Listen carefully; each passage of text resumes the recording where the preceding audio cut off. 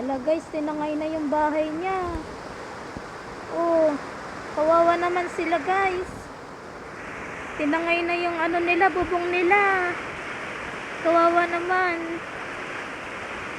Ayan guys, so lakas kasi ng hangin. Pati ng ulan. Tinangay na yung kanilang bubong. Kawawa naman. Hindi na kinayanan nung bubong nila, tinangay na yung ano nila. Ayun no. Lakas kasi ng ulan. Kawawa naman sila dun. Ayun no. Tinangay na yung bahay nila. Lakas na kasi ng ulan.